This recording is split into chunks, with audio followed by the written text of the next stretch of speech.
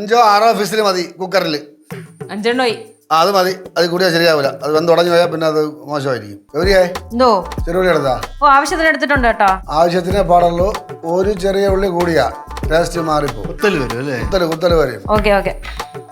ജോ ജോ ബിഞ്ചോ ജോ ഇഞ്ചിയുടെ ആ ഇഞ്ചിയൊക്കെ ആവശ്യത്തിന് നേരത്തെ എടുത്തു കൊടുത്തിട്ടുണ്ട്.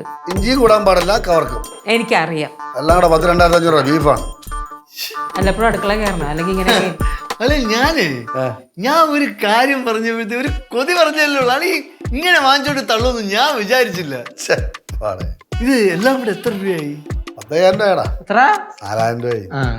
സാധനങ്ങളെല്ലാം കൂടെ എല്ലാം കൂടെ ആയി. ബീഫിനൊക്കെ നല്ല വിലയല്ലേ ഇപ്പം. അളിയന് വേണ്ടി പൈസ ഒരു മടിയില്ലല്ലേ? എന്തിനു മടി? നമ്മളൊക്കെ എന്തെങ്കിലും ആഗ്രഹം പറഞ്ഞു കഴിഞ്ഞാൽ അച്ഛൻ തിരിഞ്ഞു പോലും നോക്കത്തില്ല.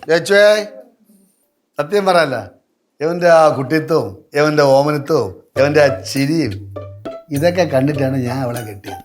സത്യം പറഞ്ഞാ യവനെ ഇഷ്ടപ്പെട്ടിട്ടാണ് ഞാൻ അവളെ ഇഷ്ടപ്പെട്ടത്. ഇപ്പോഴും എനിക്ക് അവൻ തന്നെ മുമ്പ്. അത് ശരി. ഇപ്പൊ ഞാനാരായി? തേങ്ങ ഇടുന്നില്ല. മറ്റേ ഉണങ്ങിയ തേങ്ങ എടുത്ത് ഒരു നേരം നരിഞ്ഞ് അതൊന്ന് വരട്ടി അതും കൂടെ തേങ്ങ കൊത്തുകൂടി ഇടുമ്പോഴേ ബീഫ് നന്നാവുള്ളൂ. അപ്പോൾ അതുകൂടെ ചെയ്യണം കേട്ടോ. അറിയാന്ന് പറഞ്ഞാൽ അറിയാൻ പറയണത്.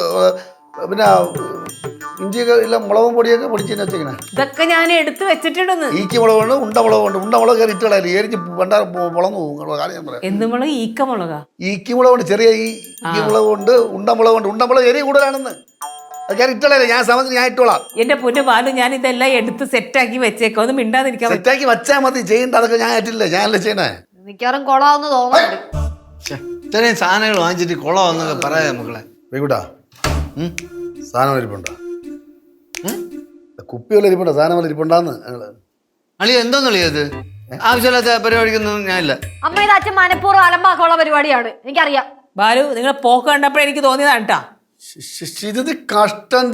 ഇല്ല അടി അവിടെ വിനാഗിരി ഇല്ലാത്തതുകൊണ്ട് ഇതിൽ നിന്ന് 2-3 ഉപ്പൊക്കെ ഒഴിച്ചു കഴിഞ്ഞാൽ അത് ബീഫ് നല്ല പഞ്ഞി പോലെ ആവും.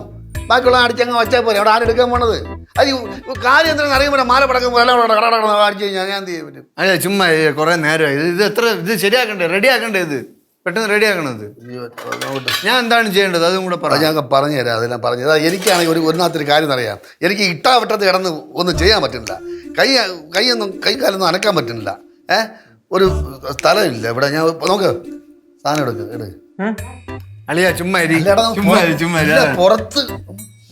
പുറത്ത് കൊണ്ട് പാചകം ചെയ്യുക. അതിന് വേണ്ടിയുള്ള കുക്കറും മറ്റേ ഈ ഭരണ ഗ്യാസ് സ്റ്റൗ ഒക്കെ സാധനം എടുക്കാനാണ് പറഞ്ഞത്. ഇതിന് ഇവിടെ നിന്ന് പുറത്തു കൊണ്ടുപോകാം. നമുക്ക് പുറത്തു വാ. അടിപൊളി.